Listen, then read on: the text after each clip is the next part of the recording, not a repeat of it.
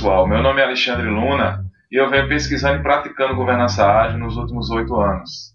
Este vídeo é parte integrante de um mini curso introdutório sobre governança ágil, focando nos aspectos essenciais para a compreensão do tema.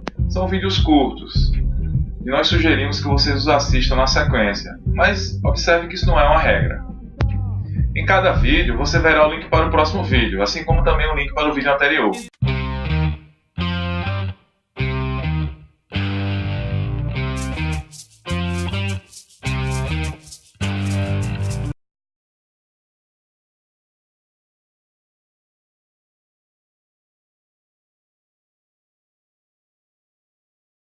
E, naturalmente, como nós falamos para vocês aqui, uma vez que a gente já entende melhor o que é a governança ágil, a gente pode falar quais são os tipos de problemas que nós enfrentamos no dia a dia, né?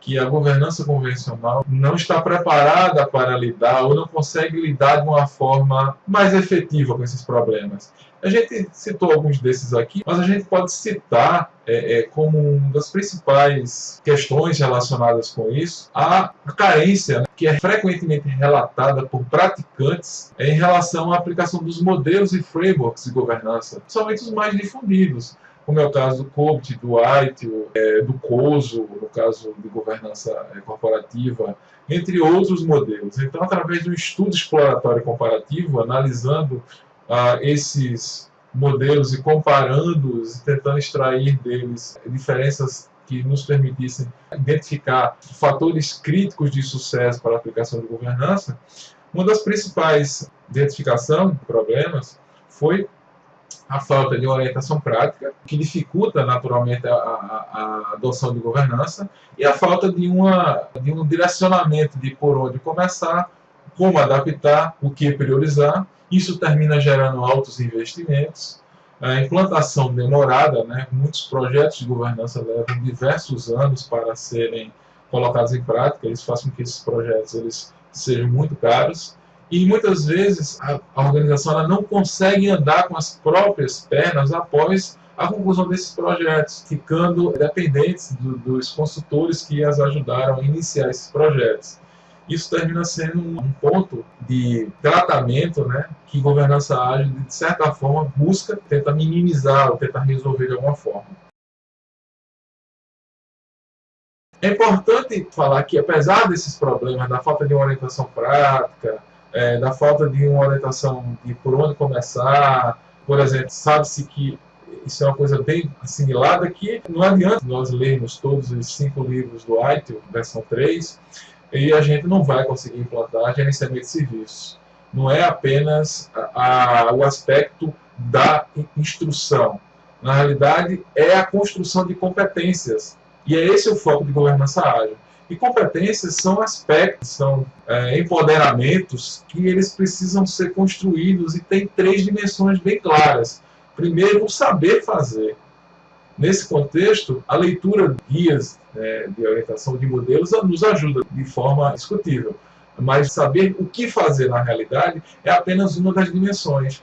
Ter a habilidade de fazer é a segunda dimensão, e isso só se consegue com a prática.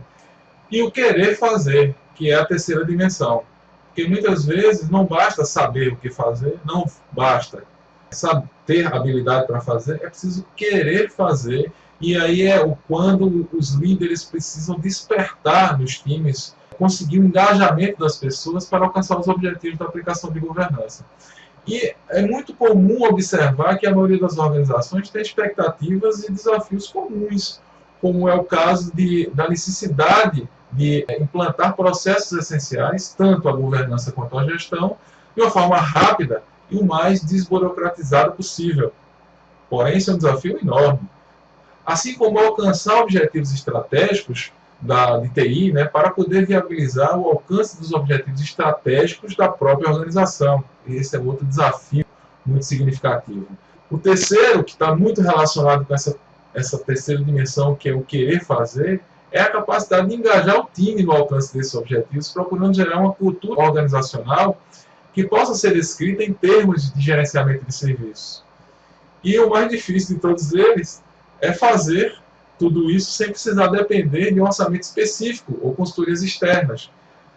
É difícil, Mas, assim, a ideia da governança ágil é criar os caminhos e os canais para que isso possa ser alcançado. Então, nós entramos aqui na proposta de como lidar com essas questões. O primeiro aspecto disso tudo é definir com maior clareza o que é governança ágil. Então, a gente tem agora a oportunidade de estar definindo o que é governança ágil com todas as letras, permitindo, inclusive, complementar aquela visão, aquela conceituação que a gente deu, muito mais por associação de ideias, muito mais por ilustração, que eu acho que é uma etapa importante desse entendimento, mas agora a gente chega na definição concreta de governança ágil como uma capacidade, e entende-se por capacidade a habilidade que tanto coletiva quanto individual, ou seja, tanto de times e de organizações quanto de pessoas, de desenvolver competências, e competência como um fator habilitador do alcance de sucesso, competências essas que vão permitir que a organização possa perceber, adaptar e responder às mudanças, e aí nós fazemos um link com a definição de agilidade do próprio professor Philip Krusher, que é a capacidade de responder às mudanças ao seu ambiente de uma forma coordenada, porque está relacionado com a visão de reagir de uma forma uniforme e coordenada, e também de forma sustentável, pois não adianta as equipes e as organizações reagirem às mudanças, mas não conseguirem perpetuar essa reação, até porque novas mudanças ocorrerão. Então, se todos os recursos forem exauridos, né, a gente está falando de recursos de tempo, a gente está falando de recursos de pessoas, a gente está falando aqui de recursos das mais variadas formas, se todos eles forem exauridos na primeira reação à mudança, a organização não vai ter a capacidade de reagir a uma segunda onda de mudanças, por exemplo. De uma maneira, então, coordenada e sustentável, ou seja, que possa se perpetuar essa capacidade possa ser constantemente habilitada e retroalimentada através do desenvolvimento de novas capacidades mais rápido do que a taxa dessas mudanças, que é aquele link que a gente faz aí com a própria definição de agilidade proposta pelo professor Philip Krusher.